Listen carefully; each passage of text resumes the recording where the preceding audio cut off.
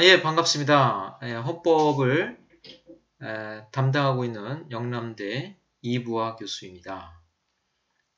이번 시간은 처음 시간이기 때문에 헌법에 관한 오리엔테이션이랄까, 또 헌법 전체를 조명할 수 있는 윤곽에 해당하는 헌법 원칙들에 대해서 제가 설명하고자 합니다. 먼저 저는 벌써 영남대에서 헌법학 교수로서 16년간 재직하고 있고요. 이 헌법을 되도록이면 고득점하게 하려고 제가 스스로 굉장히 연구도 열심히 하고 있습니다. 문제는 우리 일반적인 학생들의 대부분은 헌법을 처음에는 쉽게 생각하다가 마지막에 굉장히 어려운 과목으로 인식되는 경우입니다. 여기에 제 수강하는 학생들 중에 과거에 시험 공부를 오래 한 분들도 있고, 또 반대로 헌법을 처음으로 접해보는 친구들도 있을 겁니다. 근데 저의 입장에서 보면 오히려 헌법을 전혀 모른다, 또 과거에 했던 것을 다 깨끗이 잊어버리고 새로운 마음 자세로, 또 그 다음에 흰 도화지에 새롭게 헌법을 그린다 라는 생각으로 임해 주셨으면 합니다. 왜냐하면 과거에 갖고 있던 헌법 지식이 오히려 새로운 헌법, 새로운 틀을 짜는데 방해물이 되기 때문입니다. 그래서 제가 하나의 예를 들려고 합니다. 미국의 옐로우스톤이라는 지역이 있습니다. 미국에 가면 다 가보고 싶은 관광지 중에 하나인데, 그 옐로우스톤이 1988년 80% 이상이 다 화재로 인해서 불에 타버렸습니다. 거의 옐로우스톤의 흔적을 가질 수 없을 정도로 모든 자연 환경들이 다 탔습니다. 그런데 그 다 타버린 그 1988년의 상황에서 다 타고 나서 어느 정도 시간이 흐르면서 점점 아주 나무들이 자라나기 시작했습니다. 그 검게 그을린, 또 다 타버린 그 옐로우스톤에 그 서서히 자라나기 시작했던 나무는 바로 로진폴 소나무입니다. 그 로진폴 소나무, 이 로진폴이라는 이 솔방울을 갖고 있는 나무인데, 이 로진폴은 굉장히 크고 단단한 솔방울입니다. 이게 우리가 그겁니다. 이 과거에 있던 모든 것을 다 태워버려야지.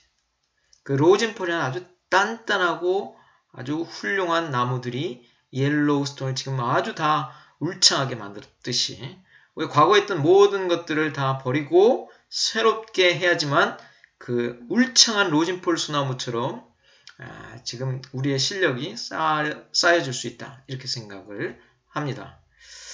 또 예를 하나 들면, 우리 밤 있죠. 먹는 밤은, 밤 안에는 배아와 배젖으로 구성되어 있습니다. 배아를 위해서 90% 이상의 배젖이 썩어야만 새로운 밤이 싹틀 수 있습니다. 그러니까 우리의 거의 대부분이 다 기울여서 없어져 버려야지. 그 밤이 배아를 통해서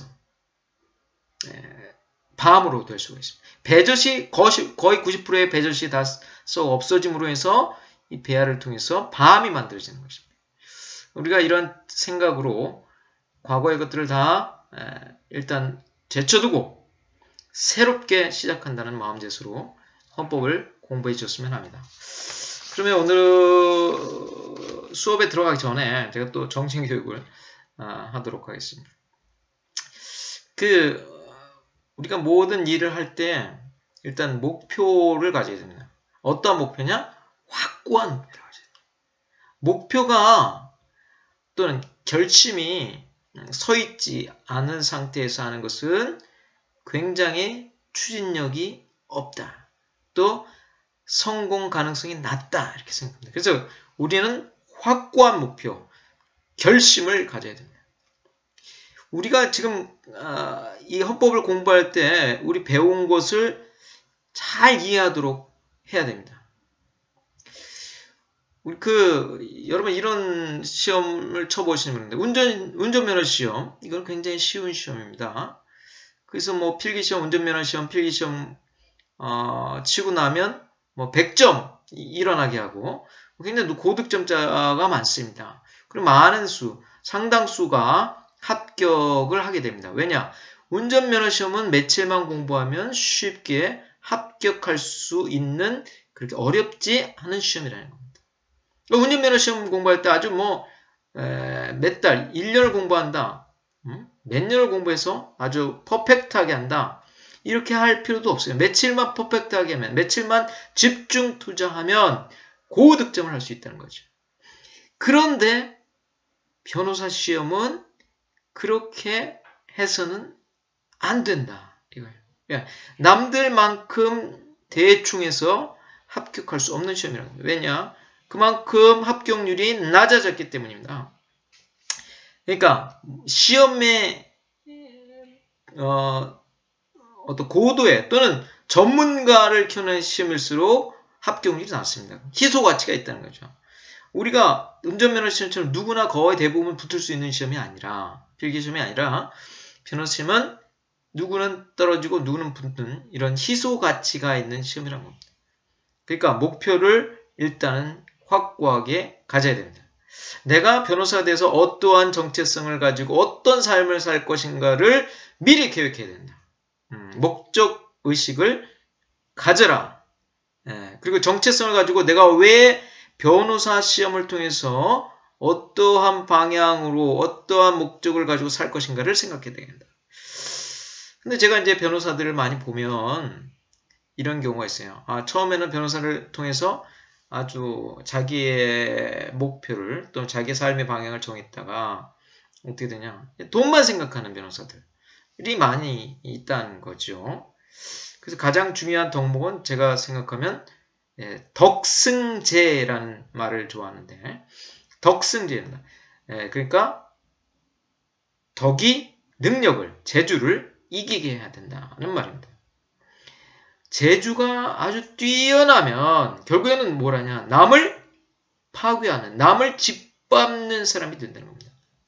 그 말은 뭡니까? 자기만을 위해서, 자기 이익만을 위해서 사는 사람은 결국은 남을 해치게 되는 삶을 산다. 그러니까 자기를 위해 살지만 항상 타인을 고려하고 타인의 삶을 존중하고 타인을 위하고 이런 생각을 가져야 된다. 그 말이 제가 말한 덕승제라는 말에 포함되어 있다라는 것입니다. 그 다음 두 번째, 그리고 이제 우리가 이 어떤 목표를 갖는다는 것은 우리가 3D라 말하죠. dirty, difficult, dangerous 이런 3D의 일을 하기 위해서 하는 것은 아니다는 거예요. 3D를 무조건 기피한다. 이건 좋은 일은 아닌데 우리가 3D 업종의 기본적인 틀은 보통 단순하고 반복적인 노동을 한다는 것이죠. 그러나 이제 변호사라는 것은 기본적으로 3D의 일이 아니라 보다 전문적이고 보다 또 고난도의 기술을 요구하고 그리고 창의적이고 다른 사람과 소통을 통해서 일을 해결하고 다른 사람의 영향력을 미치고 다른 사람의 삶의 변화를 일으키고 이러한 일을 해야 된다는 거죠. 그러니까 우리는 3D 업종을 추구하는 게 아니라 3A의 삶을 추구해야 됩니다. 3A는 뭐냐? anytime이죠. 언제라도, 그 다음에 anywhere, 어디서라도, 그 다음에 anyone, 누구와도 만나서 일하고 성과를 낼 수 있는 그런 능력자를 우리는 추구해야 된다. 그 다음 지금 첫 번째 제가 말한 것은 확고한 목표 또 결심을 가져라 라고 제가 말했습니다. 두 번째는 이겁니다. 이 목표를 위해서 구체적인 실행 방법을 현시화해야 됩니다. 그 말은 뭐예요? 목표, 내가 변호사가 돼서 이러이러한 삶을 살겠다. 이러이러한 목표를 추구하겠다라고 하면 그것을 위한 그 구체적인 방법들을 써놔야 된다. 구체적으로 기술해라. 우리가 독서실 같은데 그 목표를 크게 써놓고 그 밑에 실행 방법, 구체적인 실행 방법들을 이렇게 써놓기를 바랍니다. 내 책상에 A라는 목표를 위해서 어떠한 시간과 노력과 어떤 방법을 투자할 것인지를 구체적으로 기록하라는 겁니다. 사람은 망각이 돕니다. 그래서 언제든지 자기의 목표를 까먹고 자기가 어떻게 해야 될지를 생각하지 못하고 구체적인 방법들을 잊어버리고 생활하기 쉽다는 거죠. 항상 보면서 매일 자기의 마음가짐을 생각을 다져가시기 바랍니다. 그 다음에 이제 공부에 관한 방법들을 좀 얘기하려고 합니다. 두 번째는 학교 강의에 충실하라. 이렇게 말씀드리고 싶습니다. 제가 신림동이나 뭐 이런데 고시학원 쪽에 있는 사람들 보니까 그 강의를 하시는 분들을 보니까 그분들은 그 껍데기만 갖고 있는 것이죠. 내용에 대한 본질적인 연구를 하는 게 아니죠. 그리고 그분들은 시험을 직접 내보는 분들이 아닙니다. 우리 같이 교수들은 예를 들면 변호사 시험이나 국가고시나 많은 시험에 들어가서 직접 사례형도 출제하고 선택형도 출제하고 이렇게 해서 시험을 어떻게 내야 되고 어떤 문제는 중요하고 어떤 문제는 중요하지 않고 어떻게 내는 것이 좋은가 서로 얘기를 하고 계속 며칠간 갇혀서 시험 문제를 내는 사람들입니다. 그러니까 이 시험 문제를 내는 것을 아는 사람과 전혀 그냥 우리가 낸 교과서를 짜집기해서 그것을 달달달 외워서 그냥 학생들이 가르치는 사람과는 본질적인 차이가 있다는 겁니다. 그것을 명심해야 됩니다. 그 사람들의 말은 변두리를 긁는다 그러면 우리 교수들이 하는 말은 시험 문제가 직결된다는 겁니다. 시험 문제에 나오는 것을 우리가 얘기한다는 거죠. 그리고 또 공부할 때 주의할 점은 이겁니다. 우리가 예습을 교과서가 있다. 교과서를 예습을 쭉 읽어서 자기가 어느 정도 이해해 오지 않으면 예습해 오지 않으면 어떻습니까? 제가 강의하는데 무슨 말인지 모르겠어요. 단어도 모르겠고 무엇을 뜻하는지도 모르고 어디가 어느 쪽으로 흘러가는지도 모르고 어디의 부분이 더 중요하고 어느 것은 부연 설명하는 것인지도 알 수가 없다는 것입니다. 예습을 하지 않으면 어떻습니까? 강의 자체가 제대로 이해가 되지 않습니다. 강의가 매번 이해가 제대로 안 되면 어떻습니까? 그 강의에 흥미를 잃고 재미가 없습니다. 이러한 반복적인 악순환이 계속 되면 처음에는 A와 B라는 학생이 요만큼 차이밖에 없다가 점점 크게 차이가 나는 거죠. 그 실력 차이가 처음에는 안 됩니다. 근데 1, 2년 지나면 엄청 커지는 게 이러한 예습에 관한 예습을 안 했다는 거죠. 예습을 하면 할수록 공부에 대해서 이해력이 높아진다. 이 말씀을 제가 드리겠습니다. 그 다음에 이제 공부하는 자세에 대해서 좀 말씀드리려고 하는데 제가 군대를 육군을 갔다 왔는데 육군 2등병서부터 병장까지 다 생활을 했습니다. 2등병 때는 어떻습니까? 탁 건들기만 해도 막 긴장되고 관등성명이 나오고 굉장히 아주 힘들게 긴장하면서 살고 있습니다. 근데 육군 병장 이제 말년돼서 군대를 전역하기 바로 전의 자세 말년 육군 병장은 어떻습니까? 굉장히 자세가 안 좋아요. 드러누워 있으려고 그러고 하루 종일 어떤 노력하는 자세도 안 보고 그냥 망고땡이죠. 그냥 계속 생활이 느슨하고 게으르고 긴장이 풀어져 있다는 겁니다. 그러니까 2등병과 병장의 자세는 다릅니다. 우리가 공부할 때 어떤 자세를 해야 됩니까? 2등병과 같은 긴장 자세를 가져야 된다. 왜냐? 긴장하면 흡수가 빨라진다. 긴장하면 그 내용을 제대로 인식하게 됩니다. 그런데 병장처럼 말년 병장처럼 행동하면 어떻습니까? 그거에 집중하지가 않아요. 집중이 안 돼요. 그 어떤 학업의 진보가 일어나지 않아요. 그 왜 그렇습니까? 이 긴장하느냐, 집중하느냐, 이게 차이입니다. 그리고 모든 것이 이제 오늘부터는 열심히 해야지. 작심삼일 이러한 경우가 많습니다. 근데 하여튼 이 초반에 이 마음 먹었던 생각을 가지고 계속적으로 충실히 공부를 하다 보면 실력이 쌓일 거라고 생각합니다. 그 다음 교과서에 대해서 말씀을 드리겠습니다. 제 교과서 헌법학 상 법영사에서 2019년에 나온 책을 기본서로 삼겠습니다. 좀 어려울 수 있습니다. 왜냐하면 굉장히 난이도가 있기 때문에. 근데 그 교과서를 읽으면서 어떻게 됩니까? 밑줄을 그어야 됩니다. 뭐가 중요해요? 단어도 동그라미 치고 밑줄도 긋고 또 다 그어야 되는 거 아니죠? 중요한 말, 중요한 말 이런 것들을 잘 밑줄을 그어서 이해하려고 해야 됩니다. 책은 어떠한 교과서든 완벽한 교과서는 없다라고 말씀드릴 수 있습니다. 왜냐? 교과서의 모든 것을 담을 수 없고 교수도 100% 완벽한 존재는 아니기 때문에 그 책을 교과서를 쓰는 교수들도 다 모를 수 있다. 그걸 이해하시고 그러나 그 교과서와 교과서를 어느 정도 대부분 이해한다는 것을 통해서 또 수차례 반복을 통해서 그것을 섭렵하려고 하면 그 어느 정도의 수준에 도달할 수 있다. 우리가 변호사 시험에 만족할 만한 점수는 100점이 아닙니다. 그죠? 객관식 말고 이제 사례형을 말씀드리면 사례형에 100점 만점짜리 사례형 1문이 있다. 거기에 60점, 70점 최고점이에요. 그러니까 우리가 맞아야 되는 점수는 60점이라는 거죠. 60점의 점수를 향해서 그게 퍼펙트하다는 그 정도의 100점 만점의 사례형 60점의 점수를 맞으려고 노력을 해야 된다라는 것입니다.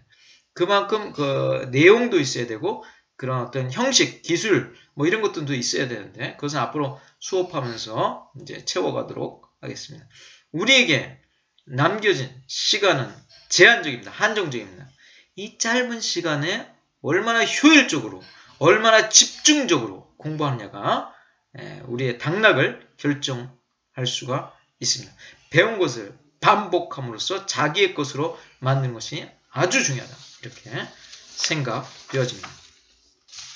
그러면 우리가 첫째 시간이니까 제가 아까 말씀드린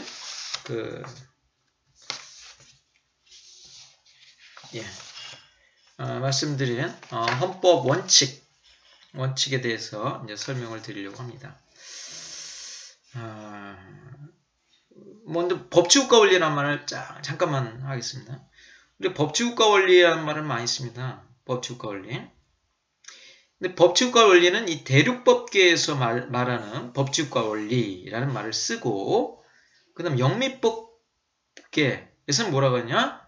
법치주의라는 말을 씁니다. 법치주의. Rule of law. 이게 법치주의죠. 법치주의. 그러나 대륙법계에서는 법치주의라는 말을 안 쓰고요. 법치국가 원리를 씁니다. 법치국가 원리. 근데 법치국가 원리는 아주 중요한 내용을 품고 있는데 여기 두 가지 내용을 추출해낸다면 법치국가 원리로부터 하나는 그 법의 법률 등 이하의 법규범이겠죠. 법의 헌법 적합성을 하나 추출해냅니다. 또 하나는 법치국가 원리부터 두 번째는 법적 안정성이라는 것을 끄집어낼 수가 있습니다. 근데 지금 제가 말씀드린 법적 안정성이 중요한데 이 법적 안정성이라는 것은 법적 안정성으로부터 두 가지 중요한 원칙이 또 나옵니다. 법적 안정성은 객관적 측면이 있고 주관적 측면이 있습니다. 그래서 법적 안정성의 객관적 측면은 뭐냐? 이런 겁니다. 법이 신뢰가 계속 있어야 되고 법이 항구적으로 존속돼야 되고 법이 투명해야 되고 법의 평화를 이루어야 되고 이런 것들이 법적 안정성의 객관적 요소라고 말했습니다. 가장 중요한 법적 안정성의 객관적 요소의 가장 대표적인 원칙이 바로 명확성의 원칙입니다. 그러니까 법적 안정성의 객관적 요소로서 부터 나오는 헌법 원칙이 있는데 그게 명확성 원칙이다. 라는 겁니다. 그러면 객관적 요소 말고 법적 안정성의 주관적 측면에서 나오는 거는 뭐냐? 주관적 측면은 한번 제정된 법 규범은 원칙적으로 존속력을 가지고 우리 국민의 행위 기준으로서 작용하리라고 생각한다는 거죠. 주관적 측면은 개인이 법은 제정된 법 규범은 원칙적 존속력을 가지고 우리의 행위 기준으로서 효력을 발생한다라는 것입니다. 거기서부터 도출되는 하나의 중요한 원칙이 있는데 그게 신뢰 보호 원칙입니다. 법적 안정성의 주관적 측면으로부터 도출되는 헌법 원칙이 바로 신뢰 보호 원칙입니다. 지금 제가 두 가지 원칙을 말씀드렸습니다. 법치국가 원리의 객관적 측면, 객관적 요소, 주관적 요소 측면에서 나오는데 뭡니까? 하나는 명확성 원칙, 하나는 또 신뢰 보호 원칙 이런 게 나온다는 겁니다. 이 두 가지 원칙도 아주 중요한 원칙이라는 거죠. 그래서 이제 헌법 원칙을 조금 설명드릴 텐데 이겁니다. 이제 우리가 헌법 원칙을 설명하기 전에 구별해야 될 개념이 있습니다. 이거는 뭐 제가 이제 학문적으로 이제 좀 약간 정리를 한 것인데 중요한 것이다. 헌법 이론에서 헌법 원칙도 있지만 헌법 원칙과 좀 비슷한데 아닌 게 있어요. 한번 이제 보겠습니다. 그러니까 헌법 원칙과 구별되면서 비슷한 용어가 있는데 그게 헌법 원리라는 겁니다. 원리. 원리가 있고 헌법 원리가 있고 헌법 원칙이 있구나 이렇게 생각을 하시고 양자는 구별될 수 있습니다. 헌법 원칙은 뭐냐? 헌법 재판에서 기본권 침해 여부를 판단하는 헌법상 심사 원칙이다. 이게 헌법 원칙이라는 거죠. 아시겠죠? 반면에 헌법 원리는 뭐냐? 헌법 원리는 국가나 헌법이 운영되는 시스템 또는 지침이다. 헌법 원리는 그러니까 국가나 헌법이 운영되는 시스템, 지침 원리, 원리 뭐 이런 거를 지침이라고 말하는데 뭐가 있습니까? 구체적으로 헌법 원리에 뭐가 있는지 한번 생각해 보죠. 우리가 많이 얘기하는 겁니다. 많이 헌법 원리 이런 게 있어요. 민주주의 원리 이런 게 헌법 원리입니다. 사회국가 원리 아까 말한 법치국가 원리 뭐 이런 것들이 헌법의 원칙이라고 볼 수가 있습니다. 그래서 죄송합니다. 그래서 헌법 원리에는 민주주의 원리, 사회국가 원리, 법치국가 원리 또 뭐 있습니까? 연방국가 원리 뭐 이런 것들이 다 헌법 원리에 해당한다. 원칙은 뭐냐? 지금 아까 말한 명확성 원칙 또 뭐 있습니까? 또 신뢰보호 원칙 이건 뭐야? 헌법재판에서 다 사용하고 있는 원칙이라는 것입니다. 제가 이제 그 원칙을 헌법 원칙을 두 가지로 나눴습니다. 하나는 형식적 헌법 원칙과 실질적 헌법 원칙으로 나눴습니다. 형식적 헌법 원칙은 뭐냐? 이 헌법재판에서 판단하는 데 있어서 이 원칙의 형식적인 측면에서 이 심사 기준으로 등장한다는 거죠. 그러면 실질적 헌법 원칙은 뭐냐? 헌법재판에서 헌법 원칙으로 사용하면서 뭘 판단해요? 그 내용을 파악한다는 거죠. 내용적으로 이것이 헌법 원칙에 위반됐냐? 안 됐냐를 파악하는 것이 실질적 헌법 원칙이라고 볼 수 있습니다. 형식적 헌법 원칙의 대표적인 것들이 우리가 뭐를 보냐면 법률 유보 원칙, 그 다음에 포괄, 위임, 입법, 금지의 원칙 이런 것입니다. 그러면 이게 형식적 원칙의 대표적인 두 개 있고 나머지는 거의 다 실질적 헌법 원칙입니다. 실질적 헌법 원칙에는 지금 아까 말씀드렸던 명확성 원칙, 또 신뢰보호 원칙, 그 다음 가장 중요한 것 중에 하나가 우리 헌법 원칙이 비례성 원칙, 과잉금지 원칙, 그 다음에 과소보금지 원칙, 평등 원칙, 뭐 이런 여러 가지 원칙 대부분이 어디에 속하냐? 실질적 헌법 원칙에 해당된다는 것이죠. 그러니까 우리가 지금 정리해보면 이렇습니다. 헌법 원칙이 있고 헌법 원칙, 헌법재판에서 쓰이는 이런 헌법 원칙이 아닌 그냥 우리가 강학상의 원리가 있어요. 원리. 이 강학상의 원리는 국가나 헌법이 운영되는 일반적인 시스템, 지침인데 우리가 알고 있는 민주주의 원리, 사회국가 원리, 법치국가 원리, 뭐 연방국가 원리, 뭐 이런 것들은 다 헌법 원리에 해당한다. 그 다음 헌법 원칙도 뭐가 있습니까? 두 가지로 나누죠. 형식적 헌법 원칙과 실질적 헌법 원칙. 이렇게 나눌 수가 있다는 것입니다. 형식적 헌법 원칙에는 법률 유보 원칙, 포괄 위임 입법 금지 원칙. 그 다음에 실질적 헌법 원칙에는 비례성 원칙, 명확성 원칙, 과소보급 원칙, 신뢰보호 원칙, 평등 원칙 뭐 이런 것들이 있다라고 말씀을 드렸습니다. 그러면 요것과 관련해서 제가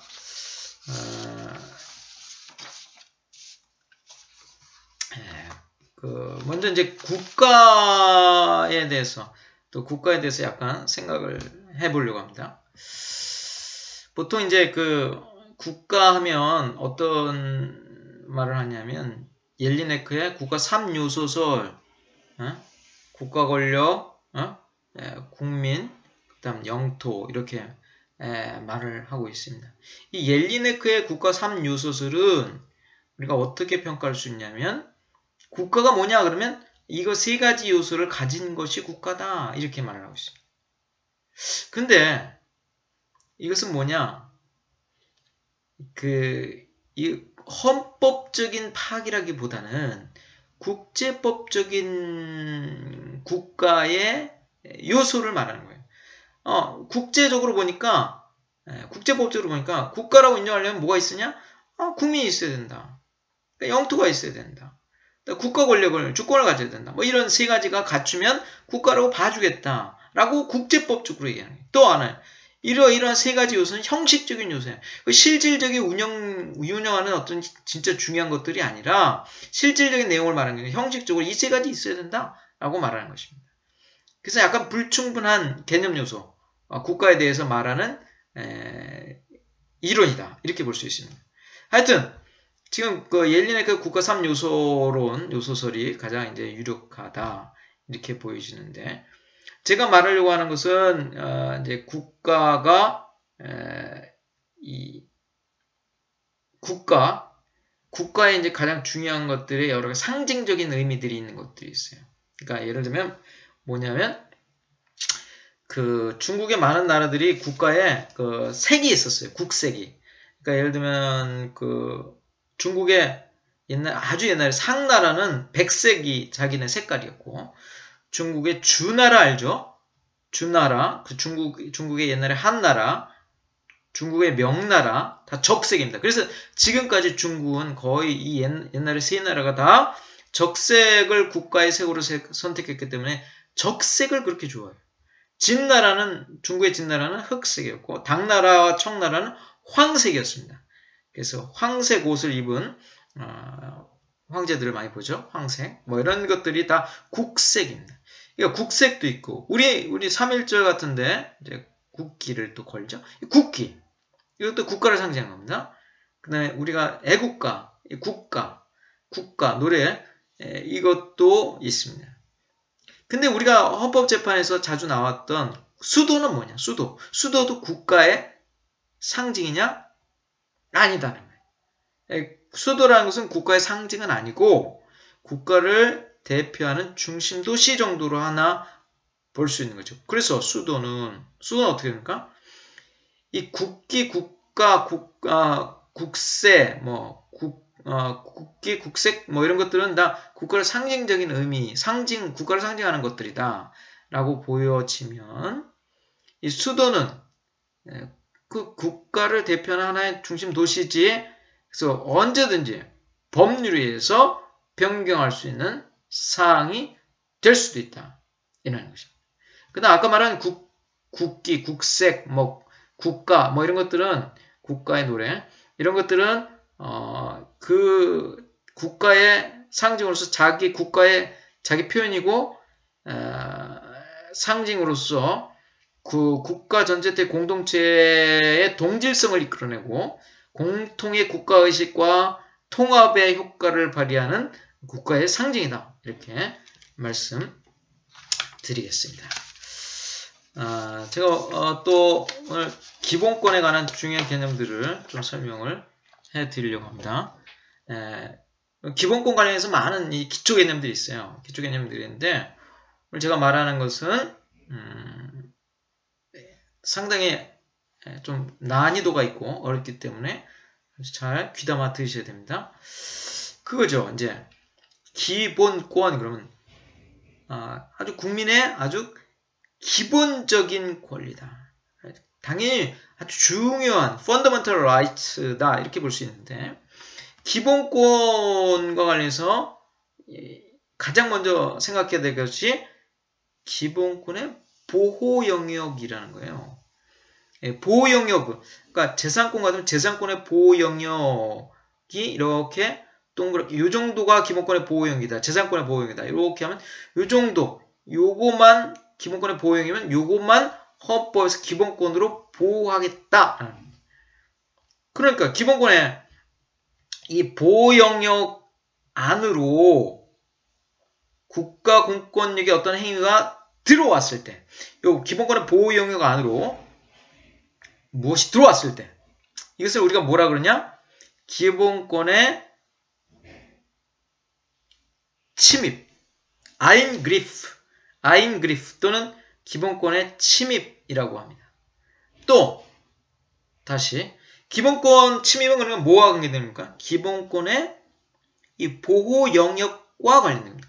보호 영역의 바운더리 안으로 이 국가 공권력의 어떤 행위가 들어오면 그것은 기본권의 침입이 된다.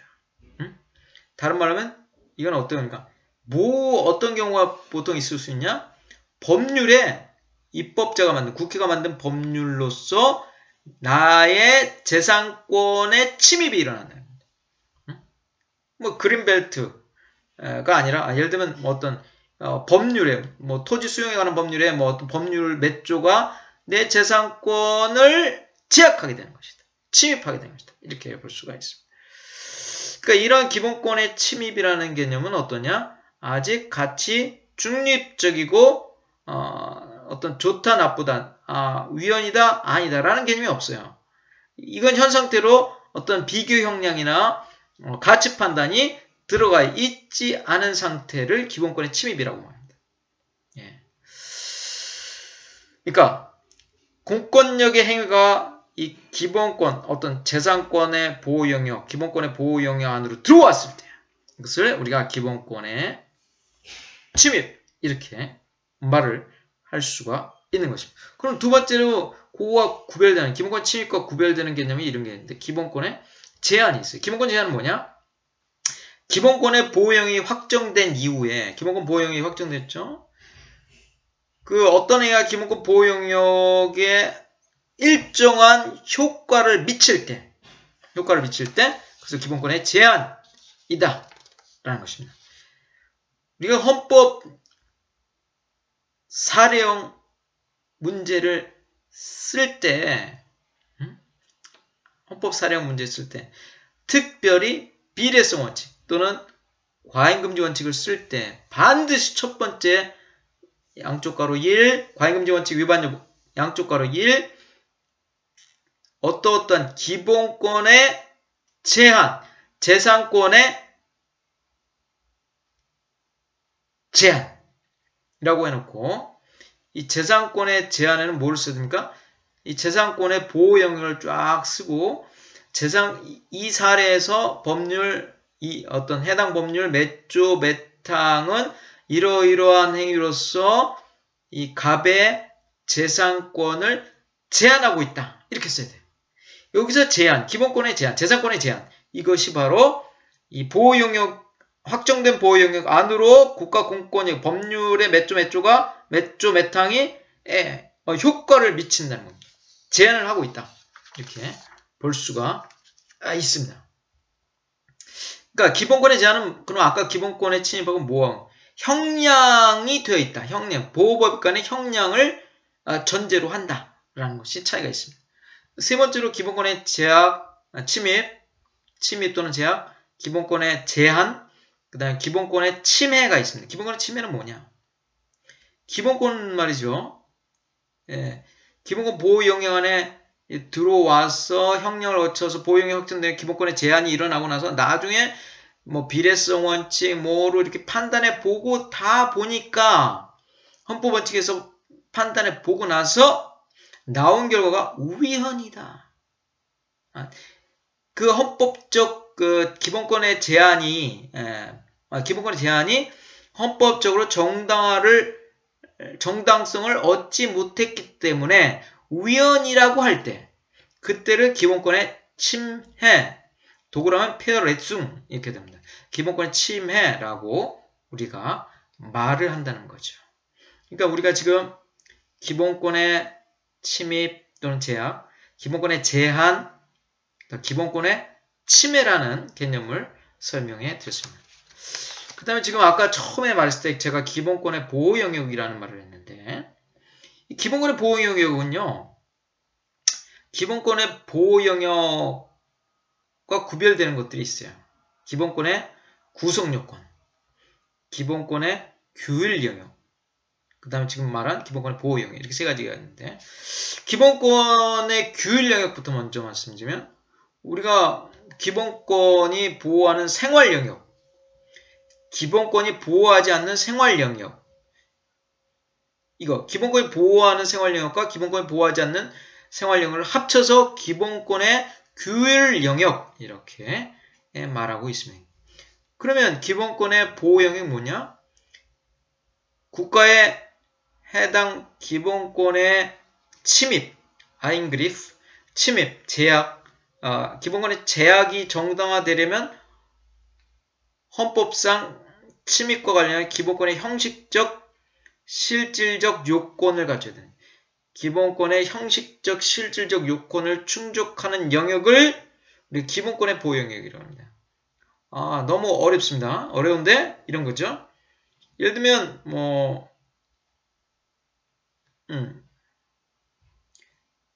재산권이라 그러면 재산권, 또는 아니 직업의 자유를 하겠습니다. 직업의 자유의 보호 영역은 뭐냐? 이런 개념들이 있죠. 아까 생활수단성, 계속성 이런 것들, 생활수단성, 계속성 이런 것들은 직업의 기본권, 직업의 자유의 보호 영역을 형성하는 어떤 중요한 징표들입니다. 그래서 이러한 것들을 충족해야죠. 계속성을 지니지 않으면 직업의 자유의 보호 영역에 들어올 수 없습니다. 그 다음 생활수단성을 갖추지 않으면 직업의 자유의 보호 영역에 들어올 수가 없다는 거죠. 헌법이 보호하지 않나요? 보호 영역이 아니라는 거죠. 이런 것들이 중요한 개념으로서 우리가 등장을 하고 있습니다. 그리고 지금 기본권 구성 요건에 대해서 설명을 할 건데 기본권 구성 요건도 아주 기본권 보호 영역과 비슷한 점이 있습니다. 그러나 약간 틀린 게 이제 기본권 구성 요건은 어떠냐? 이 두 가지로 나뉩니다. 인적 기본권 구성 요건, 그 다음에 물적 기본권 구성 요건. 인간과 관련된 기본권 구성 요건이 있고 인간 이외에 다른 물적 기본권 구성 요건으로 이렇게 나뉘는데 인적 기본권 구성 요건이 이런 거죠. 누가 기본권 보호를 받는가? 주체죠, 주체. 누가 기본권 보호를 받는가? 그 다음에 기본권 주체에 관한 것이고 물적 기본권 구성 요건 이런 겁니다. 기본권에서 보호되는 기본권 주체의 행위, 예를 들면 학문 활동이라든가 의사 표현이라든가 예술 활동이라든가 직업 행사라든가 이런 것들은 어떻게 보면 기본권 주체의 행위라는 거죠. 이것을 물적 기본권 구성 요건 중에 하나다. 그 다음에 행위도 있을 수 있고 상태나 공간도 될 수 있어요. 예를 들면 이거죠. 우리 헌법 제17조에 뭐예요? 사생활의 상태. 헌법 제16조에 주거라는 상태. 이거 주거가 바로 이 공간. 이런 것들은 다 물적 기본권 구성 요건에 해당합니다. 근데 반드시 이제 인적 기본권 구성 요건과 물적 기본권 구성 요건의 구별이 명확하다고 볼 수 없는 경우도 있을 수 있습니다.